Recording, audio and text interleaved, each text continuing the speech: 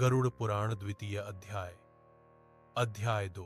विषय मृत्यु के समय आत्मा की यात्रा और उसके अनुभव। संस्कृत श्लोक 1-3। गरुड़ उवाच कथम प्राणाः शरीरात्तु निष्क्रांता नरकम व्रजेत कथम च यातना घोरा देहेनानुभवन्ति ते। 1। श्री भगवानुवाच शृणुष्व वत्स गारुड़ मम वचनमादरात् मृत्युकाले यथा देहादुत्क्रांतिर्जायते ध्रुवम्। 2।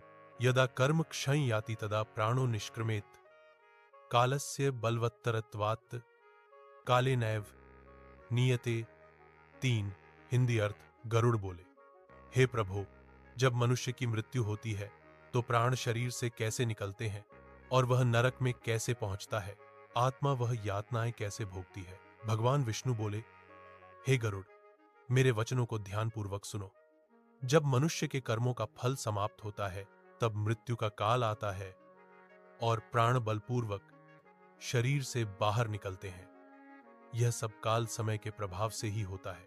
श्लोक 4-6। मृत्यु काले तु यं देहं प्राप्नोति पुरुषोत्तमः तस्मिन्नेव स भूत्वा तु याति कर्मानुसारतः। 4। दुष्कृतम यदि तस्यास्ति नरकम याति स प्रजः सुकृतम यदि तस्यास्ति स्वर्गम याति न संशयः। 5।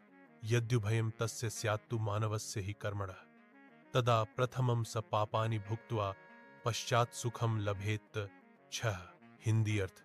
मृत्यु के समय मनुष्य जिस देह में होता है उसी देह का रूप धारण करके कर्मों के अनुसार गति प्राप्त करता है।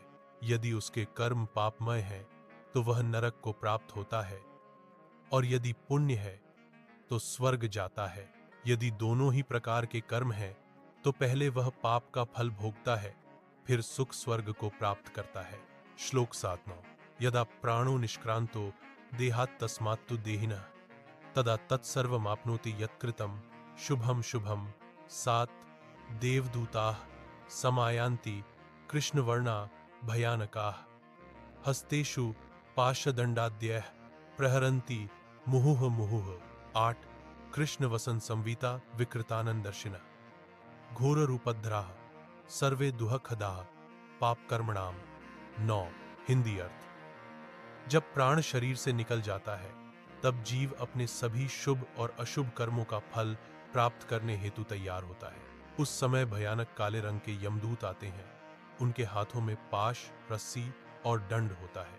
वे डरावने विकृत मुख वाले और काले वस्त्र धारण किए होते हैं। पाप करने वाले जीव के लिए वे अत्यंत भय उत्पन्न करते हैं।